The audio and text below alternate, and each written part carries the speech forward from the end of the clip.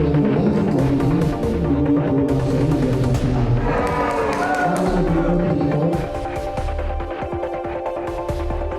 mohon maaf untuk Ibunda Yosua beserta keluarga atas peristiwa ini.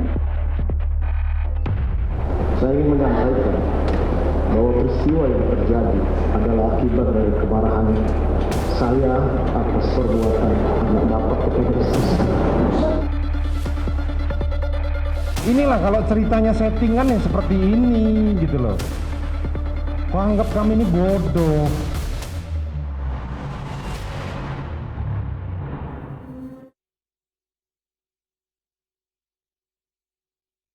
Marilah kita betul-betul fokus ke bukti yang sifatnya betul-betul substantif dan relevan, karena kita kan sama-sama jaga proses persidangan ini, sama-sama mencari siapa sebenarnya pelaku yang harus bertanggung jawab. Itu kan proses yang harus kita lalui. Kemudian baju gamis, apa relevansinya? Tadi kan di baju koko ya, tadi ditegaskan bahwa itu diberikan untuk semua. Dan juga sendal dan lain-lain yang kami pikir itu tidak masuk akal kemudian dijelaskan. Tapi ketika kami gali lebih jauh, misalnya terkait dengan tuduhan bahwa Bu Putri ikut menembak, ternyata saksi juga tidak bisa menjelaskan, tidak melihat sudah pasti. Kemudian bahkan hanya mendapat informasi, foto senjatanya saja dapat dari internet. Apakah itu yang disebut dengan hasil investigasi? Ini kan jadi pertanyaan serius. Dan saya tidak pernah dengar ada investigasi dengan metode wawancara, doorstop, dan rilis. Bukan begitu metode investigasi.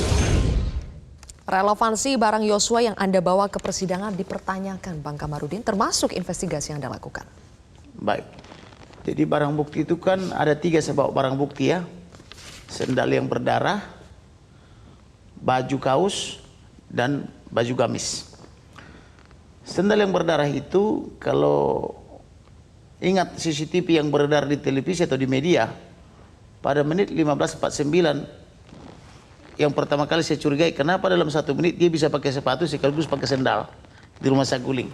Itulah sendal itu. Kenapa itu ada dikirim ke Sungai Bahar? Harusnya itu kan dari barang bukti. Padahal saya tanya ke penyidik, di mana ini barang bukti? Penyidik selalu diam dan tidak tahu.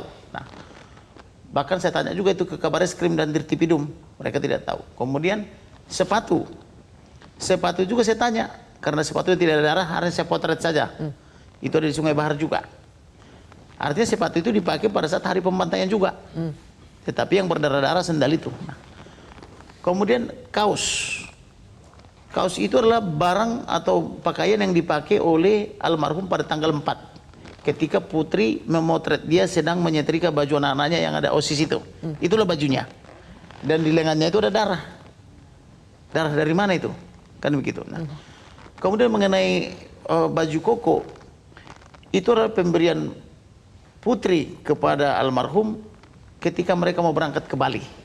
Dalam rangka liburan yang mereka menaik jet pribadi, bawa semua ajudan, anak-anaknya sampai dengan supirnya, sampai dengan anjingnya pun dibawa ke Bali. Jadi apa yang ingin Anda buktikan, Bang Kamarudin? Yang mau saya buktikan adalah ini barang bukti kan harusnya dalam penyidikan ini. Kenapa ini barang bukti bisa dikirim ke Sungai Bahar?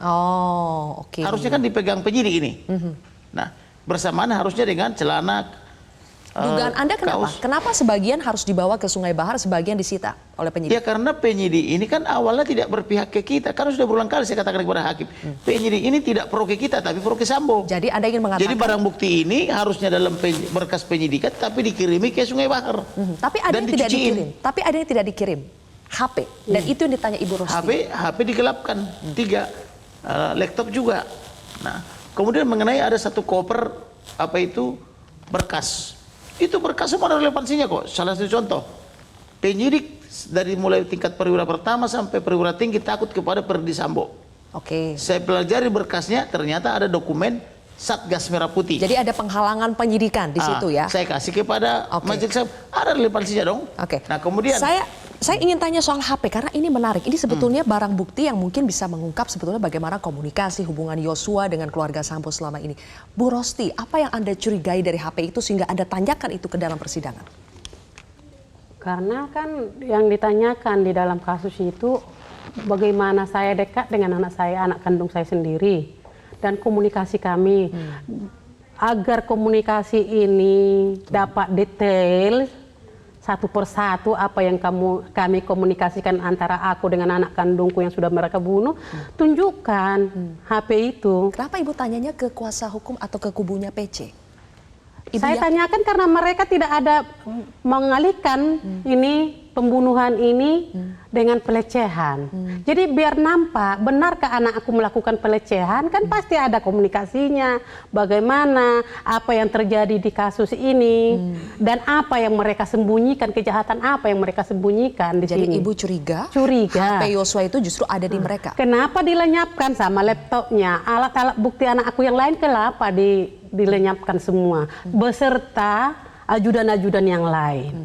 Kalau mereka bersih, anak aku melakukan pelecehan ini, tidak mungkin dong saya sebagai perempuan udah dilecehkan, saya hilangkan semua alat bukti.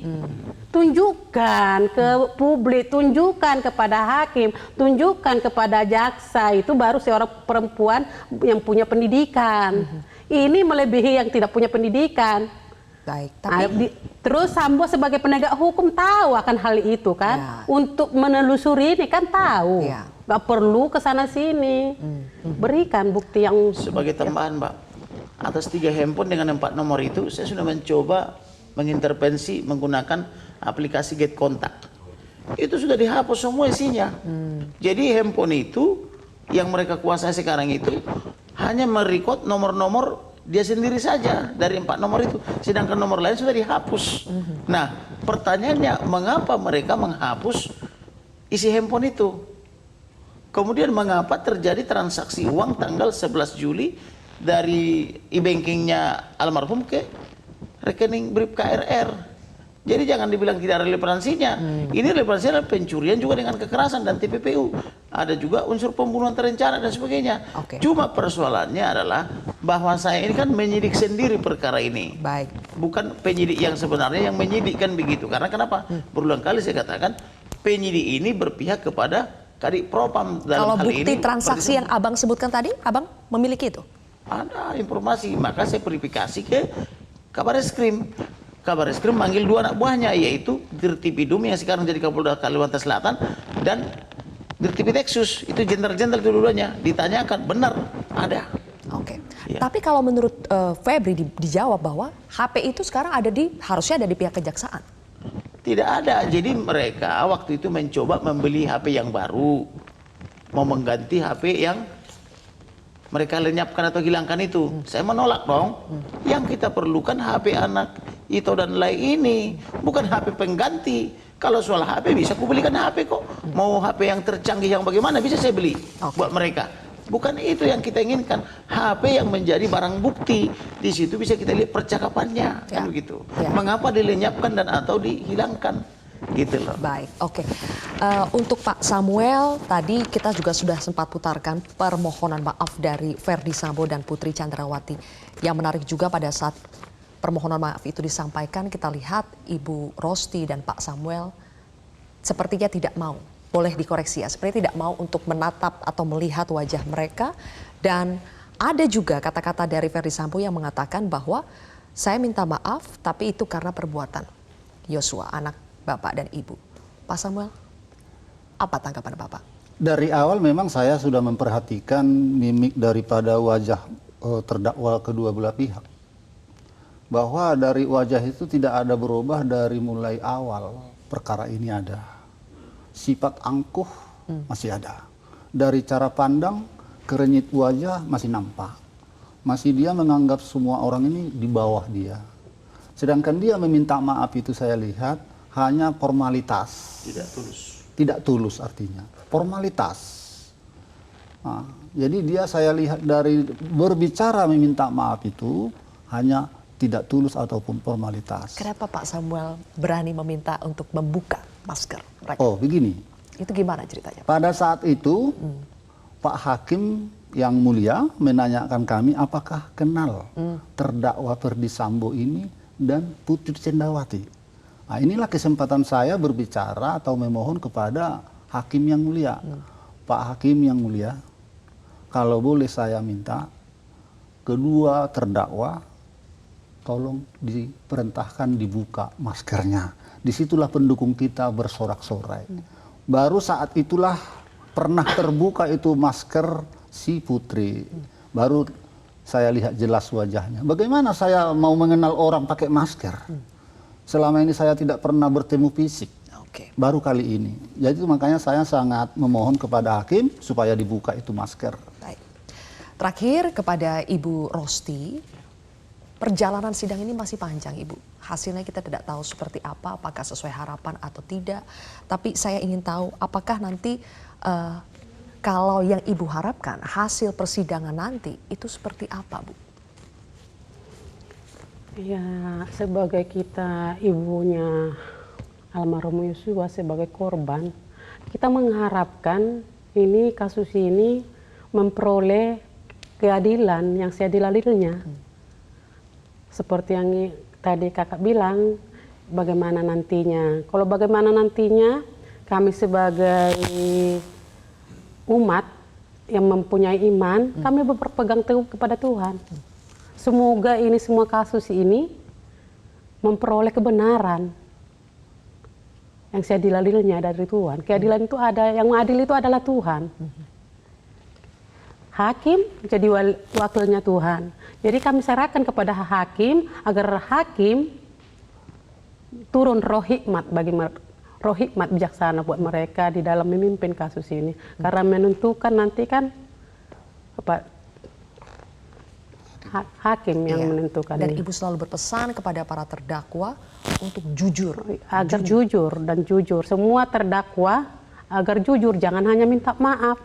Kalau maaf tuh gampang dari mulut kita ini. Selagi mulut kita, lidah kita ini belum terbuat dari besi atau tulang, gampang menyebut maaf.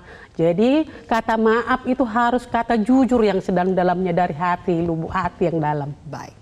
Mudah-mudahan itu bisa mengetuk hati para terdakwa untuk bisa menyampaikan kebenaran dalam persidangan pembunuhan berencana Brigadir Yosua. Terima kasih Pak Samuel, Ibu Rosti, Bang Kamarudin. Terima kasih sudah hadir bersama kami di Prime Time News. Semoga Ibu, Bapak, dan keluarga selalu dikuatkan.